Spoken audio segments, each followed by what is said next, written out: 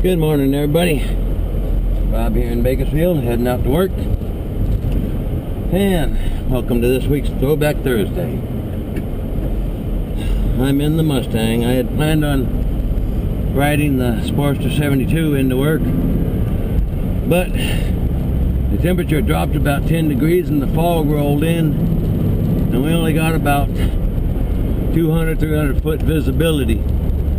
So I decided it'd be safer to take the Mustang, and it's the cold and dampness is really bothering my shoulder and my hands and my knees and stuff. So anyways, that's why I'm in the car, not on the bike. I am getting better. Those of you who have watched me for a while know that January is a bad month for me. It brings up memories of my death. Those of you who don't know or haven't been watching, I'll put a link in the channel down below here to that video about that. January 29th is the anniversary of my death. So January, I always end up getting depressed and having the biggest problem with my PTSD. So this week I'm not going to tell a story about my adventures in law enforcement. I'm going to tell a more happier story from my rebellious teenage youth. So let's get to the story. Fake IDs and bar fights. I grew up in Oceanside because my dad was a Marine at Camp Pendleton. And that's in the northern part of San Diego County, which is right on the border of California and Mexico. Now, when I was 17, all my buddies were a little older than I was, and they got into the habit where they'd be taking off on Friday nights and going down to Tijuana.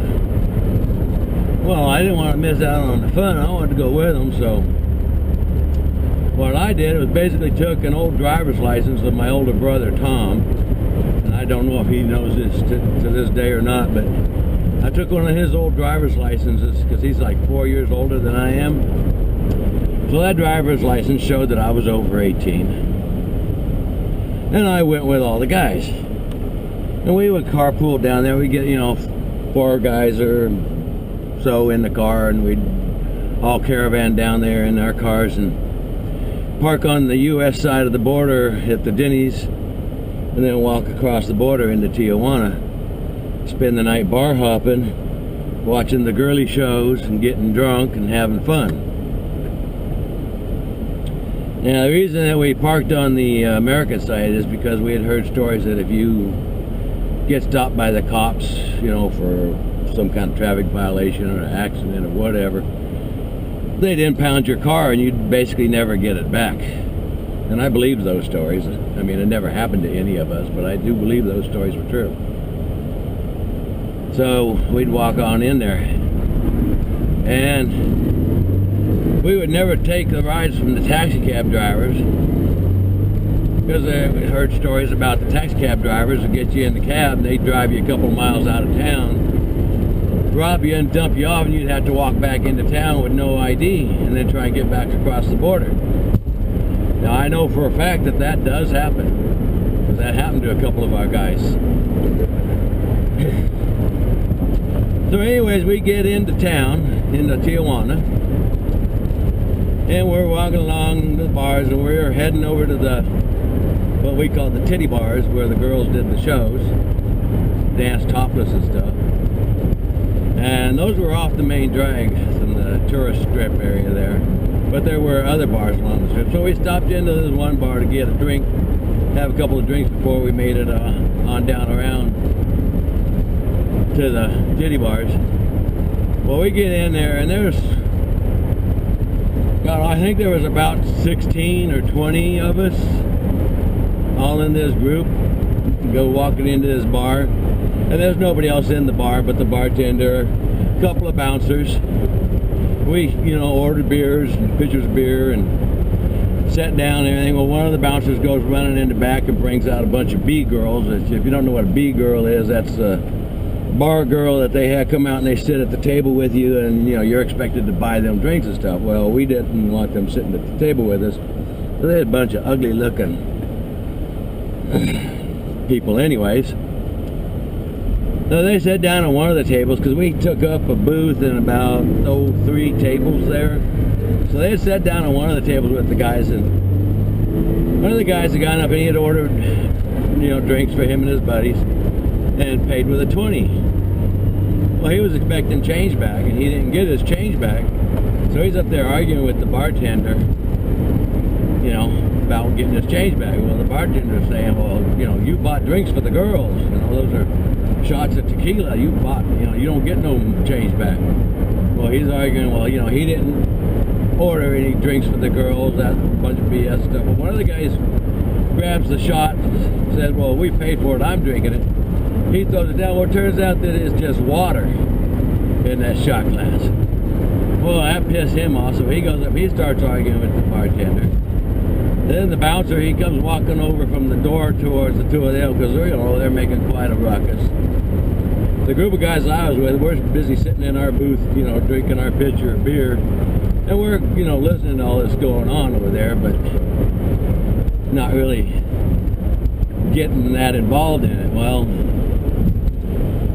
bartender pulls a baseball bat out from underneath the bar, starts threatening the two guys as part of our group.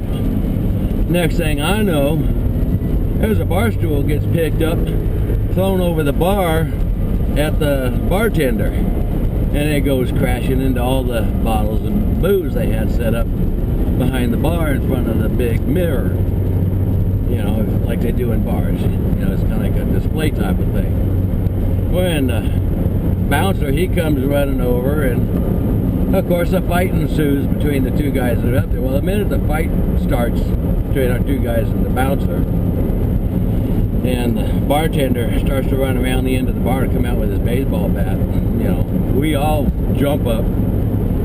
Tables are getting turned over, pitchers of beer are getting thrown at the bartender and the bouncer. Fists are flying, beer bottles are flying, the girls are running and screaming, you know, back to their little room in the back room area. And next thing you know, the bouncer, he runs out the front door and he starts yelling for the police, yelling for help. We, you know, sitting there, basically we trashed the whole inside of that bar in a matter of about 30 seconds. Go ahead. I don't know why she pulled over for the ambulance. We got an island in the middle and it's protected. You don't have to do that if they're on the other side. I doubt it. Anyways, get back to my story. So the whole fight, you know, probably was less under a minute. And the bouncer starts yelling for help for the police out there on the sidewalk. Well, next thing I know, I hear, you know, everybody yelling, run, run, run. Well, I never actually got involved in the fight. Never got to throw a beer bottle or nothing. The only thing I got to do was tip the table over that I was sitting at, along with the other guys. Well, the guys I was sitting with, we ran out the back door. Some of the guys ran out the front door. And as we're all running out, everybody yelled, well, meet back up at Denny's. So everybody splits, and we go out the back door. Me and the 3 guys I'm with, we go out and out the back door. We're running down the alley. We get about 6 blocks down away from the bar, and we stop running, figuring, okay, we're safe enough. We hear all kinds of sirens and crap out on the main street. Next thing we know, we hear some Mexican yelling. Of course, in Spanish, we can't understand it. We look down there and we can see the light coming out of the back door of the bar. You can see in the light there's a guy standing there. And it looked like one of the Mexican police, but wasn't really sure. Next thing we know, we hear a couple of gunshots go off. And we go, oh shit, they're shooting at us. So we take off running again, ditch around the corner and head out to the main street. Split up into 2 guys in each little group. Said we'd meet back at the Denny's, you know, and let's just split up because they'll be looking for large groups of guys So we'll just split up into just 2 guys each and blend in with the crowd. And so we went down about a half a block, and me and the guy I was with, and went into another bar and sat there having a beer while we watched the cops racing up and down the main street with the sirens going and running along the sidewalks, chasing, checking people, trying to find us. Well, after we finished our beer and things had quieted down, we spent probably about 20-30 minutes in that bar. We came back out. Well, the street was just covered with cops. We figured, well, you know, we've been lucky so far, maybe we ought to just get our butts out of TJ before it's too late. Head back across the border to Denny's. So that's what we did. We walked back to the border crossing, got through the border crossing with my fake ID. Of course, I got stopped and he checked it. He was questioning how come the height was wrong on the ID, because I was about 4 inches taller than my older brother Tom was. And I told him, well, I hit a growth spurt after that ID was done up. As you can see, it's an old ID, and I haven't gotten a new one. So he, you know, accepted that story and let me go across the border. So me and my buddy, we go on over to Denny's, go into Denny's, sit there and have something to eat. Well, we ended up spending the next few hours sitting there in Denny's waiting for the rest of our group to come back across the border, hoping that nobody got caught and arrested. And everybody slowly filtered back across the border and met up at Denny's, and by about sunrise, everybody had made it back. The last 3 or 4 guys made it back just as the sun was coming up. And we found out from them that they had run out and jumped into a cab to get out of the area, and the cab had taken them outside of town, robbed them of all their money and dumped them off outside of town, and they had to walk all the way back into town, and that's why they were so late getting back across the border. So that was the last time that I used my brother's ID to sneak across the border to go drinking legally in TJ, because you had to be 18 to go across the border, but you could drink legally in Mexico at the age of 18. But after that little experience, that was my last time I did it. And some of the other guys went across a couple more times after that, but probably within about 2 months we had switched tactics from driving down in caravans to Mexico to do our drinking. We started having big, large beach parties at the parking lot just south of Tyson, at the foot of Tyson Street, at the Betty's parking lot just south of the pier in Oceanside. And someday I'll have to tell you about those escapades. Because of the large parties and stuff that we had there, the city ended up passing several new ordinances against overnight parking in the parking lot, against overnight camping on the beach, against having large bonfires, having glass containers on the beach, drinking alcohol on the beach, having loud music on the beach.